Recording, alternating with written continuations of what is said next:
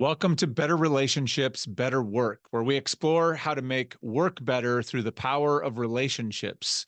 My name's Jason Lortzen. I'm the author of two books, a leadership trainer and speaker on a mission to fix how we treat people at work.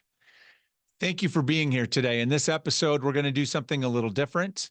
This is a solo episode, so you are stuck with me for the duration of this. Unlike the previous 13 episodes where I have conversations to explore what we can learn from individuals' personal relationships and bring that to work, I thought we're at a point that it's worth checking in. I wanted to stop and maybe do a few things with you today. So what's going to happen in this episode is I wanted to quickly check in on why this podcast exists, why I think these conversations and this work is really important. I also want to share a resource with you that I think will be really valuable should you be interested in taking the invitation to use it, to set aside a little time for reflection and dive in. And then I'm going to share some of what I am learning or some of the lessons that I can extract from some of my personal relationships, and share those with you and see what we can pull out of that for work. Because it only seemed fair after, it's super fun for me to be on the interviewing end of these conversations with all of my great guests about their relationship experience. But it only seems fair once in a while to turn the lens around, right? And put it on me and talk about my own relationships. And so that's what we're going to do today.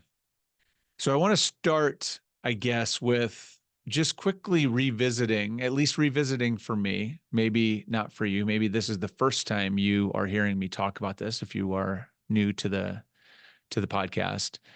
Why better relationships, better work? And I think the biggest thing for me is that this is my work, right? This is the work that I do every day, the things I think about every day. So it feels like just an extension of what I do, but more specifically, why dive into people's personal relationships and look for lessons and look for insights and look for techniques and tips that we can then maybe think about how to pull that back into work. What is that about exactly? And for one, I think on a macro level, because I've spent the last 25 years of my career working on how to make work better for human beings, how to create a work experience where people can show up to their job, whatever that means, whatever that looks like, have a fulfilling and enriching experience that invites them and encourages them to then give their best so that the organization can accomplish its goals. In that 25-year journey of trying to do that work and understand what really matters, at the end of the day, for me, it all boils down to one word, and that word is relationship. Because what I discovered along the way is at sort of the highest level, employees experience work as a relationship. We every day when we're working, we want our work to feel like a healthy relationship. We want to feel valued and trusted and cared for and appreciated and accepted and all of the things that we want in any kind of important, healthy relationship in our life. We really want that out of work. And so the work relationship has to be healthy on that level, our relationship with work generally. But then even within that are all of these other relationships that influence and affect that broader work relationship, our relationship with our manager and other leaders in the organization, our relationship with our peers. And when those relationships are positive, we feel better about work. We actually do better work. There's all kinds of evidence to suggest that is the case. And on the flip side of that, what I would argue is that almost every one of the issues that I run into that are workplace issues that, we struggle with or wrestle with can be boiled down to, at its very foundation where the real issue lives. If you dig in far enough, almost every issue we face is a relationship issue.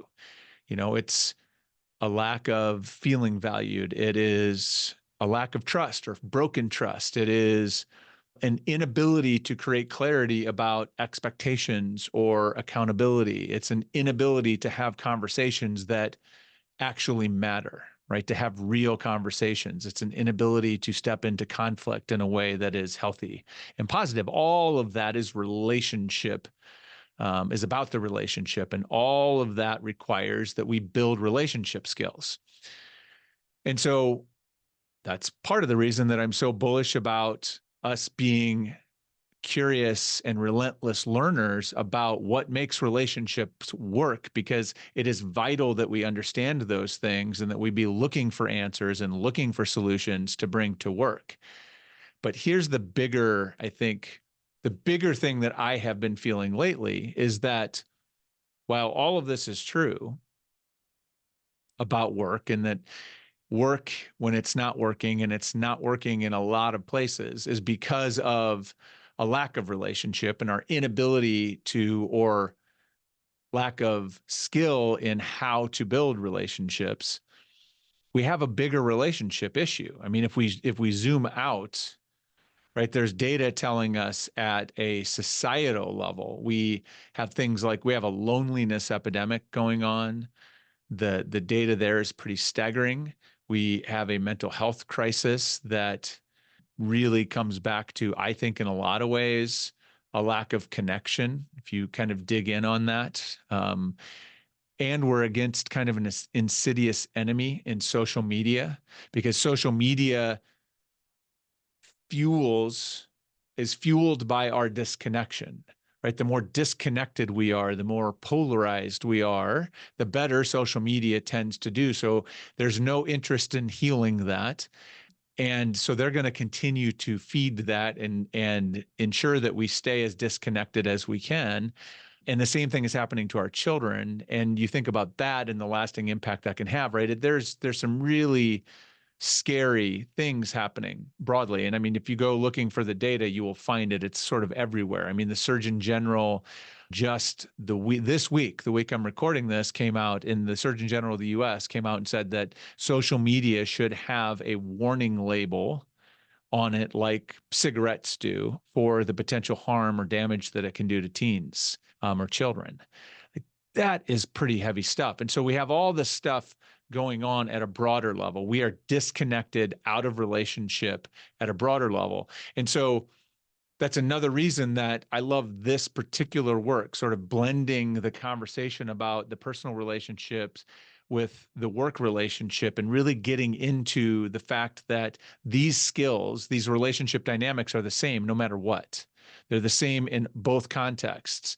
And what if, and this is the dream that I think about, the thing that fuels me to keep doing this work is, what if we were bold, we were innovative, we were visionary, and we started really teaching people, not just leaders, not just managers, but all employees, how to do relationships better? What if we started developing and modeling better relationship skills at work? What if we had literal training courses or offerings for employees around how to be in better relationships with other humans? Well, I'll tell you what if. The what if of on the other side of that, right? The outcome would be, number one, all of the things that we're trying to do and accomplish at work would improve. You think about it, the easy, obvious one is well-being, mental health, all of that improves. We start building better relationships, that starts to improve at work. Connection is at the heart of that. Productivity improves, innovation improves, performance improves. Everything we care about, retention improves. I mean, at a very selfish level, if we have, better connections and friends at work, we also enjoy, there's data that says we enjoy work, right? We're just more satisfied generally at work if we have some connections at work and relationships. So that's pretty awesome, right? There's ROI all over that. But I think more importantly than that, when we teach people better relationships at work, they don't only use them at work. I see this all the time in my work when I teach a relationship skill or an approach, or the one that I'm most commonly talking about lately is this simple check-in process, the simple 4-step check-in conversation process that people will take it. I'm teaching it in the context of work, but they'll take it and they'll use it with their spouse or with their friend or with somebody in an Uber, right? Their Uber driver, and they end up in these incredible conversations that have real impact for them, that have real consequence. And so we live in a world that's starved for connection. We live in a world where we desperately need relationship. Like relationship and connection is what can heal us. It's what can reverse the tides of polarization. It's the thing that can help bring us back together. We need those skills. What if the workplace could be the place that starts to give us those things? I believe that work could heal the world. Work could begin to heal society if we're brave enough to seize the opportunity. So that's why I think this work matters. And I'm really honored and I feel privileged that you are here with me on this journey. We need all hands on deck to do this. This is something that matters very deeply and I think is the work. I don't know that there's more important work in front of us as organizational leaders than this, figuring out how to restore, how to foster, how to invest in, how to build relationships and relationship at scale in our workplace. And if we do that, I think we can have tremendous impact. So that's why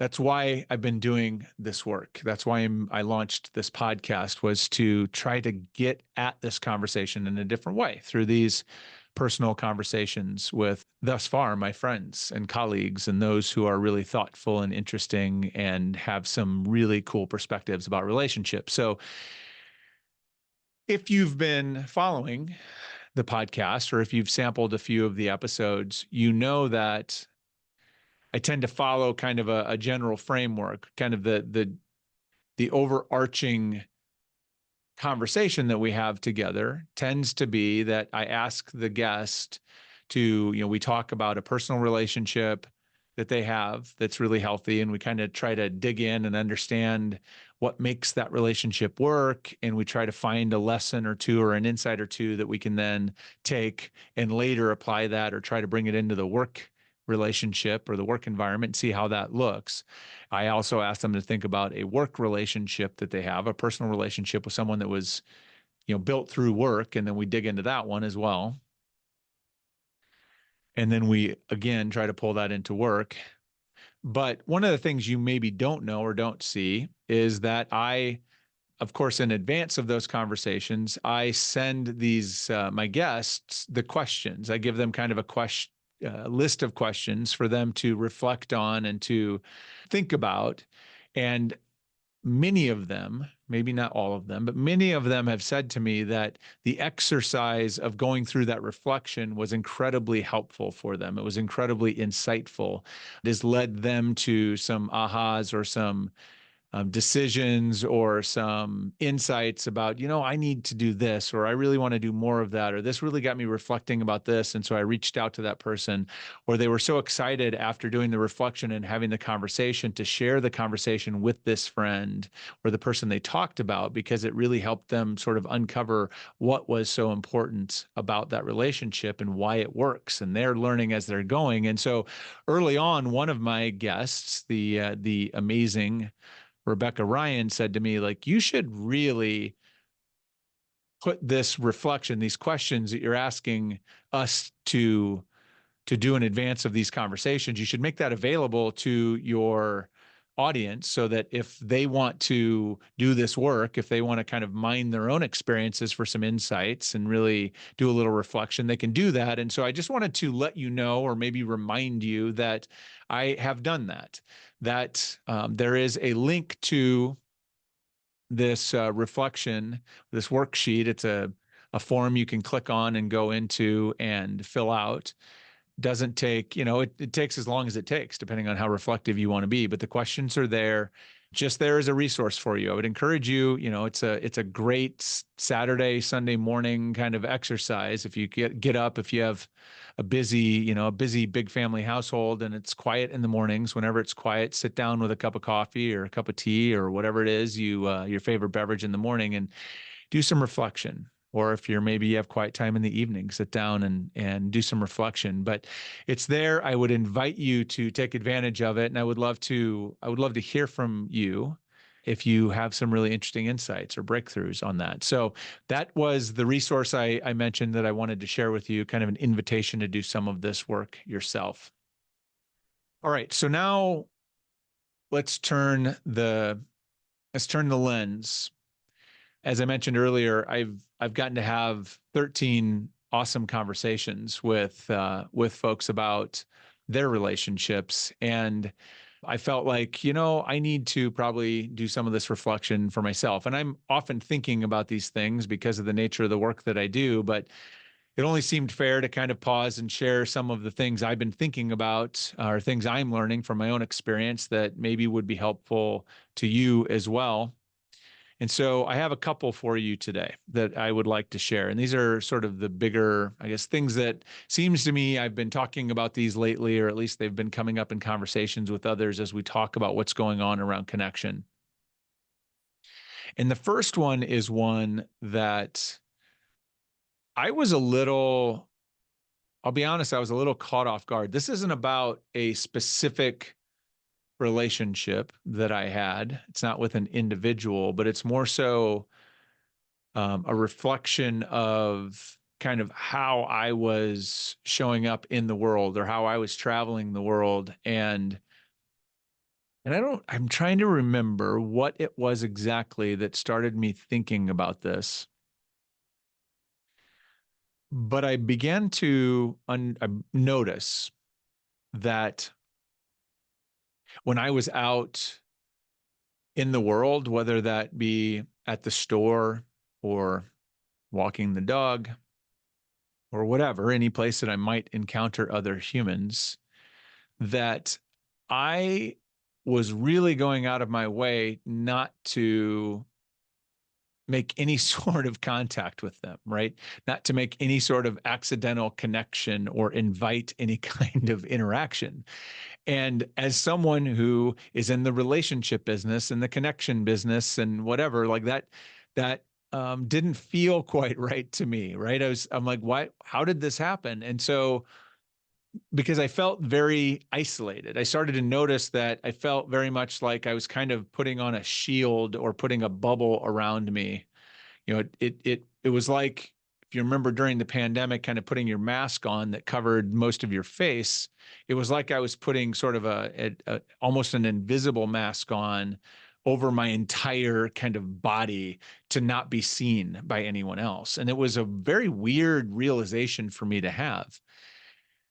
And so I started to reflect, and I think for me, what I realized is, I mean, I'd love to blame it on the pandemic, right? Because that's the popular thing to do. We blame everything on the pandemic these days, but I don't think I can blame it only on the pandemic, because I think for me, it started actually when I was doing my kind of largest amount of business travel. So I'm in the airport by myself. And when I was doing a lot of that, you're around people, you start to, especially if you get tired or you're on the road too much, you start to, people are kind of impediments of you getting from point A to point B, from gate one to gate two to get on the next airplane. And I found that I could sort of put or developed kind of a way of floating through or navigating through airports and through cities where it was almost as if I could be invisible. I could move through an airport without ever accidentally, interacting with anyone or seeing anyone or making eye contact with anyone. I mean, even I go to buy some lunch from a store and I'm interacting with a clerk. It's almost like we're two computers having some kind of non-human interaction.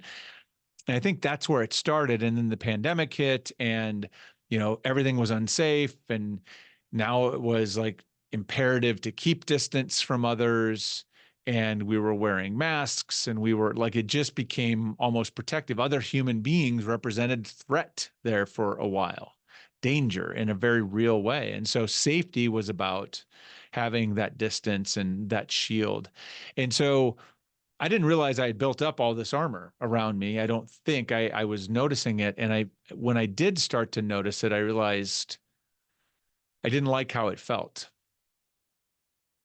And so I decided I wanted to do something about that. I wanted to try showing up in the world differently. And so I started experimenting with how to show up and be more available to connection. Little things like, when I go to the store, just kind of lifting my eyes and actually looking around and noticing the other human beings that are occupying the same space. It is, if someone is walking, or if I'm out walking the dog and I see people, like looking at them and smiling and saying hello, right? Just simple things like that, that sound so silly right now. But that's where it started. Just little things like that, opening myself up. And then that started to have an impact in kind of how I started to show up everywhere, because I noticed that when I did that, I had these little random interactions with people. Like when I had these little, like I'd make eye contact and smile, and then somebody would speak to me, and then I would, end up having this little short conversation with somebody on the sidewalk or at the store when we were waiting to check out, or, waiting in line to board an airplane, whatever it is. And boy, those little moments, it was amazing. It felt like we were energizing each other, right? That moment of connection. It was like no, neither one of us were taking energy from one another. We were like giving energy to one another. Now, so that was interesting to me. Things started feeling very different. And what I noticed is the more that I started doing that or making myself open to connection, I noticed I'm starting to get a different reaction from the world. I started feeling different. I started feeling more energized. But the other thing that was really interesting is the world started feeling different to me. It started feeling more friendly. It started feeling more warm in a different kind of way. And so it was really powerful. Now, I'm not going to sit here and tell you that like I'm now the guy that sits down in the airplane and wants to like engage in a conversation with a stranger, for the next 3 hours on a plane. Like I still kind of have work to do, whatever. Like I'm not going to tell you that I'm like I've gone completely from one end of the spectrum to the other, but and if that's you, God bless, right? Like everybody teach their own, but I am at least trying to be a lot more open to connecting to folks and being available and sending positive energy out. And this was as I reflected on this, the funny thing for me is that you may or may not know this, but my first book that I published was I co-wrote a book with my friend Joe Gerstant. We published in 2012. It was called Social Gravity: Harnessing the Natural Laws of Relationships. And in that book, we after doing all of our research and all of our exploration, we basically put forth that there are 6 laws of social gravity. These things that, if you do them, they kind of help you draw relationships into your life, the kind of relationships that you want, the kind of relationships that help you get the things you want, whether that's happiness or success or well-being or whatever. One of the laws is be open to connection. So the irony of this is not lost on me, that literally wrote a book on this. There was a chapter in the book about this very thing. Now, granted, maybe it was a little different context when we were talking about it, but it doesn't change that the lesson, the law is the same. You cannot build connection if you are not open to it, if you are not inviting it. If the gates are closed, nobody's coming in. If you have armor built around you, then people can feel that. That's the vibe I was putting off, and people were responding to that appropriately. I put off a different vibe now, show up differently, and people respond to that differently and appropriately. So it's a choice. And so what does that mean in terms of lessons? I think what I'm recognizing is that I have to be really intentional and purposeful about being more present in all of my interactions.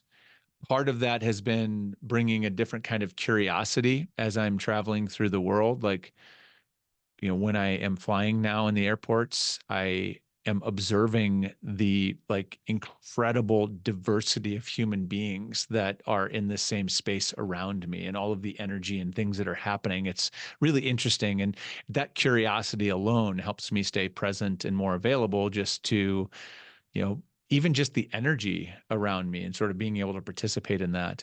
I also am trying to be intentional about being just generally more positive, sending or offering a more positive spirit and friendly spirit when I am anywhere, going out of my way to be nice and say thank you and talk to people and smile and just sort of do that, which, right, something that, you know, it's a lesson I guess I had to learn for the whatever 15th time in my life, but it feels good.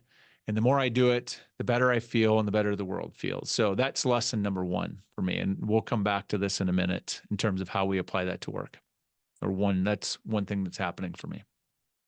The second thing that I wanted to share is born out of one of the prompts actually that I ask my guests to reflect on prior to joining the podcast. And it's become one of my favorite questions actually to ask people is, what is a lesson that you learned about relationships growing up as a child that still affects how you think about or approach relationships today? And for me, as I think about that, one of the things that I learned growing up was that if you want to have a lot of friends, and my parents had a lot of they had a lot of friends in the community. They knew a lot of people. They had a lot of couples that they did things with. They had groups of people they did things with. They were very socially connected. They had a broad kind of community of friendships and relationships.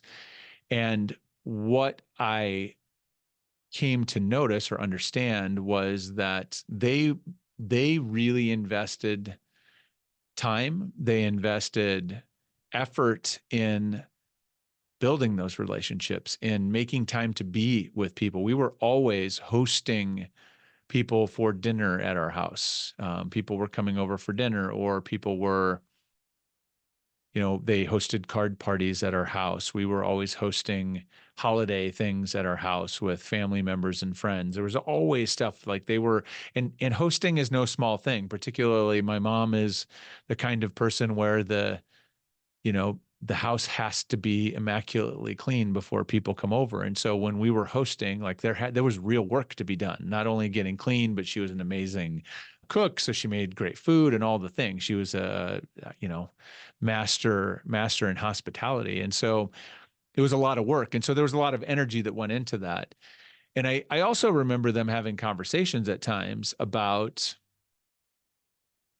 particular friends that, like maybe they had invited them over to the house many times, but they never get invited to the other family's house or the other couple's house. They're never hosted somewhere. And I remember hearing them or overhearing them having conversations over the years about that. And I think occasionally they would be like, gosh, like this is very one-sided. I mean, we've had them over here. How many times we haven't been invited over there? And so, once in a while, I think they would take a pause, but eventually they would, I think, realize that they like spending time with people. And if what they needed to do was be the one that invited or hosted to have that relationship, that's often what they did. And so it was investing in relationships. And as I got older, as I've gotten into my adult life, what I've realized is, yes, you have to invest in relationships. You have to make time. You have to be committed to those relationships, right? Being in those relationships. But you also, I think, as important is that you have to be willing to make the move, to take action, to be the one that does something to facilitate that connection happening, to make the connection with the other person, to get together, whatever that looks like. And so like an example for me was, I don't know, 5 or 6 years ago, I remember, and I think actually I might have read an article. I think there was a period in time where there were several kind of national pieces that were written about how, one of the loneliest cohorts of people when they were measuring kind of loneliness generally by demographic categories and whatever was middle-aged suburban dads. And I found that that hit a little close to home, right? Because that was me. And I was reading about kind of what happens and how, it was the dynamics of how life kind of comes along. And particularly men are not very good at building really sort of the kinds of deep relationships, vulnerable, connected, authentic relationships that we often crave.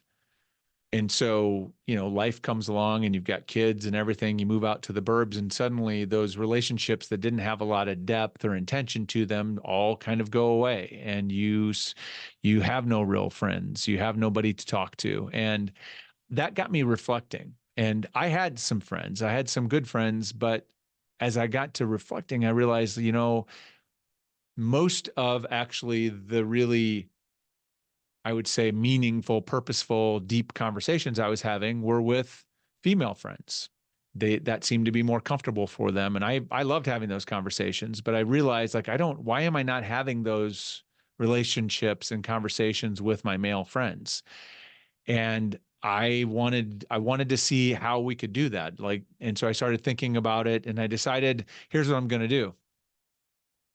At the beginning of the year, actually, it was kind of a New Year's resolution type activity. I thought, I'm going to reach out to one of my male friends, somebody that, I have a friendship with, but that I want to have a much better, more meaningful, deeper relationship with. I'm going to reach out and ask them or invite them to go on that journey with me, sort of express this intention that I want to have a better relationship with them, and that I would like to invest some time in the upcoming year to spend more time with them with intention, right? Getting together on a regular schedule to have, some real conversations.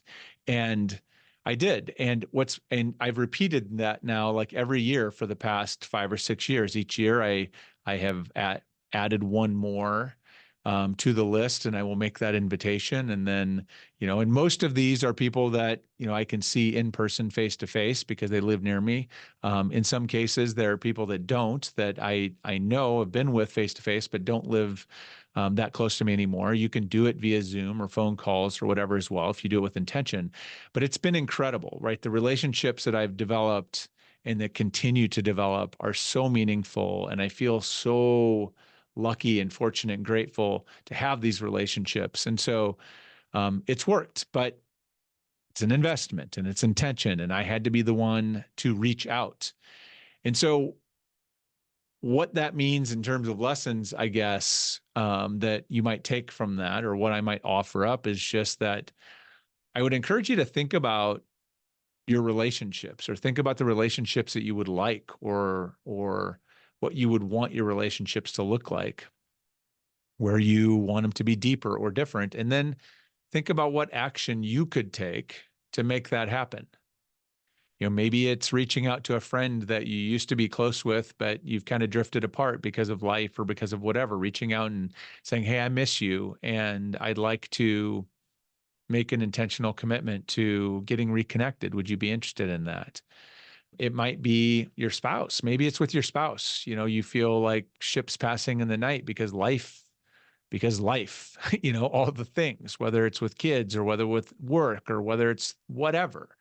And you invite them, like, I would like to intentionally have more time for conversation. Maybe you schedule regular date nights or coffees, or you sign up for a class to learn something together to kind of find a way to reconnect. I don't know what it might be, but I've found that nearly everyone I have conversations with is craving more connection, is craving more like real, authentic, healthy relationship with other people.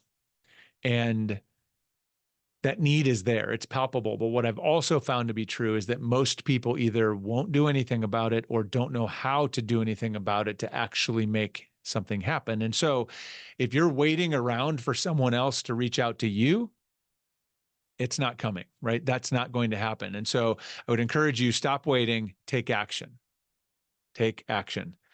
So I hope that's helpful. Those are two kind of things that I've been thinking a lot about lately, in terms of my own personal relationships, that I thought I could offer up for you to maybe noodle on and see if there's anything in there that would speak to you.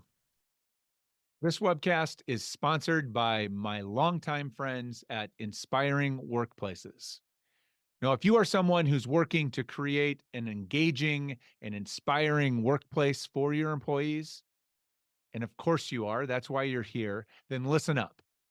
Inspiring Workplaces is a global community of tens of thousands of HR and employee experience professionals that you can join for free.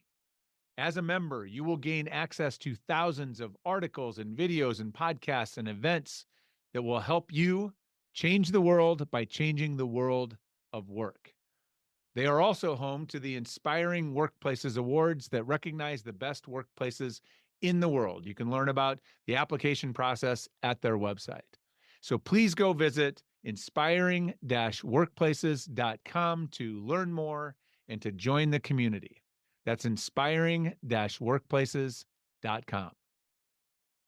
Okay, so now let's take a minute and just think about how we might bring these lessons to work, because that's what we do here: better relationships, better work. So I'm going to start with the first one. So what does it mean? What does it look like to be more open to connection at work? So be open to connection is the thing we're really after, or the thing that I was relearning, I guess, recently.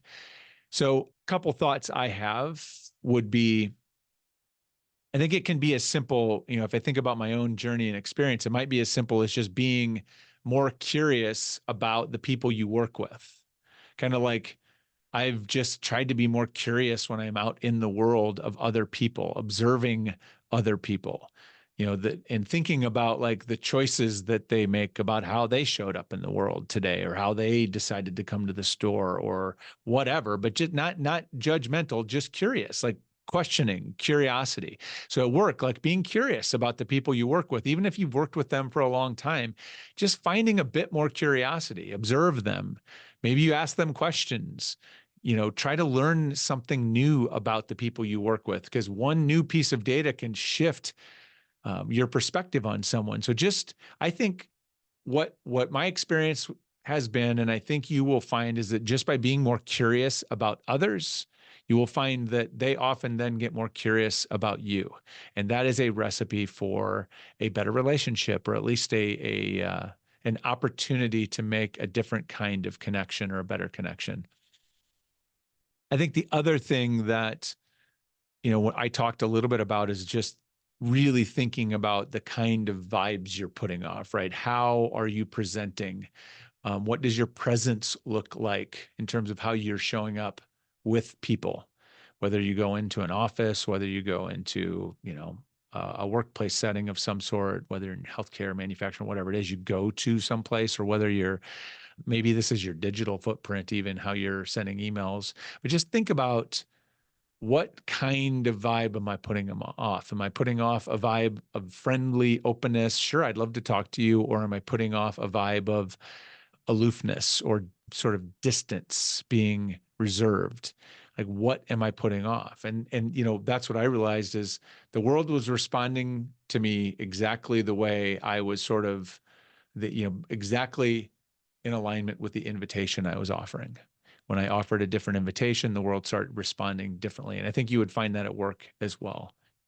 As a leader, I think one of the things you can do, if you happen to lead a team, or you manage a team, one of the really powerful things you can do is just create opportunities for people to learn about each other. And so one of the favorite tips that I offer around that is, it's a technique I've seen used to great effect in different teams, is I call it just the question of the day approach. And it basically is that, at the beginning of a meeting, and we all have team meetings, and meetings generally are, where all kinds of good intentions go to die, but let's use it for something positive. If we're going to meet, let's build some connection. And one of the ways you can do that is at the beginning of each meeting, having a question, sort of a universal question that everyone could react to. So think about things like, where's home for you? Or what is your favorite food? Or, where's the most beautiful place that you've ever visited? Or favorite childhood memory, whatever, right? Something that probably everyone could come up with something. And you open the meeting with that question, and you let everybody respond. And maybe in time, if you understand what the questions look like, you can start handing the responsibility for coming up with a question to different folks on the team who could bring forth the question if they understood generally what the parameters are. But it's a really cool opportunity because when you ask people to do that around the table, they start to hear other people sharing things that might trigger them to be like, wow, I would have never guessed that that person has this same interest that I do, or they grew up in the same place that I did. I didn't know that. Suddenly the opportunity for a connection is born. So that is one of the things you can do as a leader. So that's be open, or some thoughts about how to be more open. On the second topic, how to invest in relationships, how to sort of take action to foster relationships. This one is just something you have to kind of make the commitment to do, because here's the most powerful truth in all this. I hinted at this earlier, is that regardless of how you feel about your job today, whether you love it or you hate it or something in between, if you invest in building better relationships at work, finding some work friends, whatever, it will at a minimum help you enjoy your job more. Right? Gallup has tons of data that shows that making friends at work has all kinds of incredible positive benefits, and most directly, it's benefits for you. Same thing can happen if you lead a team, helping your team get connected to each other and build friendships in the team. That is beneficial for you because they enjoy their job more. It helps boost all kinds of things that we want at work. So, but on top of just enjoying your job more, if you're strategic about building relationships, if you're thoughtful about building relationships more broadly across the organization, this is what Social Gravity was kind of about when we were writing. This can actually help you build a network that can propel you forward, help you be more effective, help your ability to get things done enhanced. So lots of benefit to investing in relationships. So what does that actually look like? And, I think a couple of things for me that always worked. And this is, I'll remind you, right? Don't wait. This is take action. You're going to have to be the one that you decide to invest, and then you're going to have to move. You're going to have to be the one that reaches out. And there were a couple of things that I used to do when I was inside of an organization. It looks different today. I do similar things today, but if you're inside of an organization, I found it the easiest thing was to reach out to people and invite them to coffee or invite them to lunch and simply just say, you know what, we do some work together, or we've been on these projects together, but I don't feel like we've ever really had the opportunity to sit and talk, to get to know each other a little bit. So I'd love to have coffee, get to know you, learn a little bit more about what you do. I just thought that would be valuable. And if you want to learn more about me, I'm happy to share. And I found that nearly everyone says yes to this invitation. Almost everyone. I mean, there'll be a few out there that say no, and that's fine. Go on to the next one. If they don't want to have coffee, that's fine. And I think if you have this conversation, and it's a conversation, it's kind of like, think about it like a first date. If it goes well and you guys really enjoy the conversation, by the end of the conversation, you just say, hey, this was really fun. I really enjoyed talking. Would you be game to do this again in a month or so? Just to come back together and talk a bit more. Most people will say yes, and bam, you're off to the races, right? Pretty simple. The other thing that I have found, or I found to be really helpful, was for the people that you either do work together frequently, you have to work together. Maybe you're on the same team or you're peers and you have a lot of overlap in things, or people that you should be working together more closely, or you need to or want to have a better relationship with. A lot of times, but you already do some work with, but building that relationship would be valuable, is asking them to kind of have a standing meeting or a standing lunch or a standing coffee just for purposes of check-in. And I've always had several of those. I still have those today, and they're super valuable. You have them on the calendar. We didn't always talk about, sometimes we talked about work, sometimes we talked about personal stuff, vacations, family, whatever it was, depending on where we were in our lives. But the time, that investment of time, really was what helped the relationship move forward. And in every case, it helped improve the relationship, because no longer are you just, transactional coworkers. You're now actually building some relationships and building some friends. So there it is. I hope that you have enjoyed this. solo episode. I will be back next week with more interviews, more amazing insights from some more amazing people. But I hope today was valuable. And if you have any thoughts or questions to share, please feel free to do that in the comments or reach out to me directly. So that's it for today. Thanks for joining me. I'll see you next time. Hope you enjoyed today's episode. More importantly, I hope you learned something from the episode that can help you right away. Now, if you'd like to reflect on what you can learn from your own healthy, positive relationships to make work better, I've included a link in the description below where you can access and download what I call the relationship reflection exercise. This includes the same questions that I ask each of my guests to reflect on prior to our conversation on the webcast. Also, if you found today's episode valuable, I'd ask 3 quick favors of you. Number 1, please like the episode. By liking the video and adding a comment if something spoke to you or stood out to you as really significant, you give me some great and valuable feedback, but you also help others find the video. I'd also ask you to subscribe to the channel. That does 2 important things. 1, it makes sure that you won't miss any upcoming episodes, and it sends me the message that you like the kind of content that I'm creating here. And finally, please share this video with someone who you think might benefit. What better gift can you give someone than the gift of better relationships and a better work experience? I'm really grateful that you were here today, and I look forward to seeing you next time.